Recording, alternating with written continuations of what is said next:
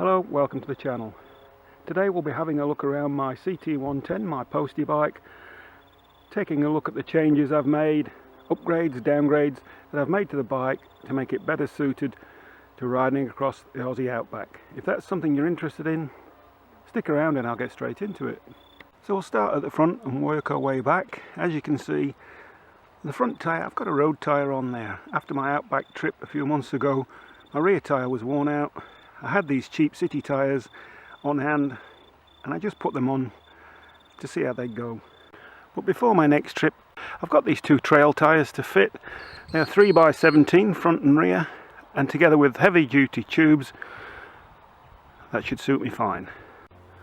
And what I've done, this is an early model CT110. I've fitted later model fork legs with the internal springs and added external springs from the earlier model as well to beef up the suspension. Really worth doing, especially if you're like me, a bit of a heavyweight and you're carrying heavy loads, camping gear such as that. Now on the crash bars I've added some checker plate which allows me to mount things to it, works really well. I've made some of these rocket launchers, the tubes from poly drainage pipe, cheap to buy, and they work really well. And at the moment I just use them for storing oil, because on a long trip you'd be surprised, it doesn't take very long before you're due an oil change. So I've got one on either side. I've fitted a screen. For the speeds that the postie goes, is it really necessary? Not really, but if the big GS boys can have one, then why can't I? The main thing I use it for is somewhere to put all the stickers.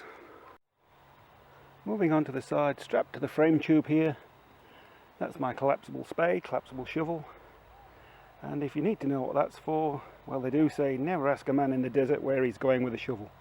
Same in the outback, comes in handy.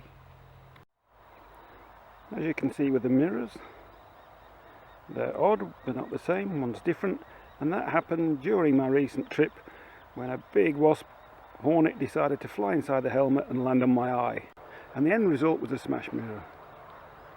So here I've got a tacho, not much use really. The only thing I bought it for was to check how much the revs changed when I increased the front sprocket. And what I found, that one tooth from a 15 to a 16 reduced the revs by about 500. I've got a USB charger there. Because this is a 6 volt bike, 6 volt postie, I've got a 6 to 12 volt converter mounted on the side of the frame we'll look at later on. I've also got a molly bag fixed on there, and what I've done, I've got a bar, a bracing bar across the handlebars. Yeah, it would strengthen the bars a little bit, but it's just for somewhere to hang the molly bag from. And then a cheap bag, this is off a bicycle, a push bike, for a second bag. Also, bicycle related, I've got my digital speedo, which is a bike computer, as you can see, Repco, cheap from Big W. And it's handy because the standard CT speedo doesn't have a trip meter, so that's really handy when working out your fuel, because this has got trip meter, maximum speed, average speed, time, etc, etc. Really handy. Also, I've got my throttle lock, very handy on long distances, essential. Holds the throttle at the set opening, a primitive cruise control. And there we have the 6 to 12 volt converter, simply wired to the battery, and it's used to supply 12 volt power to the USB charger. And so as we get closer to the bike, you can see that this bike is no show pony, definitely not. It's a workhorse. It's used to work, not for show. As you can see now, I've got my long range tank. It's a pit bike tank. I've done videos on that. If you're interested, have a look at the links. Cheap to buy. It is a little bit small at 5 litres, and there's a slight amount of unusable fuel that sits in the bottom there due to the angle, but that works well as well because it acts as a sediment trap. When I fitted the long range tank, people asked me how did I blank off the second hose. So all I did, I removed the hose from the carby here, tucked it back under there, and what I did, I got a bolt like this, and cut the threaded portion off, leaving just the plain shank. So this is 6mm hose, so somewhere just a little bit more than 6mm, and then I can push that in there, and with a clip holds it in place. If you just use the threads, you'll damage the inside of the hose, and when you decide to put the bike back to standard, you'll end up with a damaged hose and probably a hose that's too short. So that's the way to go for that. I've got my oil can here, and the only reason I put it there is just so that it's not in the bag, dirtying up the inside of my panniers and my bags. Just to use, and it's used to lube the drive chain, and the oil that I use is chainsaw oil, chainsaw bar oil. Works really well. It's designed not to fling off. The engine is the original engine, 1985 bike, so it's soon be 40 years old. The original engine, the only difference, I've changed the cylinder and the piston. The head's still the same, everything else is original. I do have the original cylinder, and when I have it bored out, I've got a 1mm oversized Honda piston, and I'll be fitting that. The engine is standard, is stock. The reason for that, for long trips, the most important thing to me anyway, is reliability. The panniers, as you can see, they're made from 20-litre fuel containers with aluminum tops. They work really well, good idea. Would I have these again? Probably not. Hard panniers, if you're driving and doing some riding in soft sand, and the chances are you're going to fall off, and I know to my cost, I've had my leg underneath those panniers a few times and nearly broken my ankle. So soft panniers for soft sand work. They are heavy. The frames are stainless steel, which are great, they don't rust, but they are heavy. So the gearing, I've gone up one tooth on the front, so it's got a 16-tooth front sprocket and the standard 45 rear.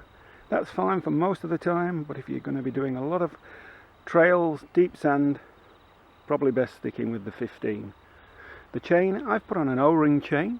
The reason for that, although it saps power, you'll notice a difference. If you're chasing speed, an O-ring chain's not for you. But for longevity, and you don't have to keep adjusting it all the time, an O-ring chain or an X-ring chain is the way to go. And the oil can, when I said I lube the chain with an O-ring chain, all you're doing is coating the chain to stop it rusting. Nothing to do with lubricating the rollers, they're sealed. And so around at the back, I've got two water bottles, bicycle water bottles. I've got an extra rear light, just in case. Works as a sort of fog light, just in case I need some extra rear visibility. A tool tube, made from polypipe, and I carry some spares, tie levers, a few spares tools. Underneath the bag, I've got my stool. I don't have one of the fancy camping chairs. I think if I sat on one, it would probably flatten anyway. And what I will do with that, put out the stool on this side, and if I need a backrest, I can lean against the plastic pannier. And so I've beefed up the front suspension. There's not much point doing that without beefing up the rear suspension as well. The rear shock absorbers are heavy duty from JBS. I've done a video about them. They're slightly longer than standard, but not too long. You can still use a side stand and centre stand, which I think is important. And the exhaust, the muffler, is just the stock one, the standard one. The reason for that, Mr. Honda did a pretty good job in designing this muffler in the first place. And also, if you're going to be doing some stealth camping, free camping, I like to keep nice and quiet. I don't want to be attracting attention to myself with a loud exhaust. Works really well, nice and quiet, no need to change it.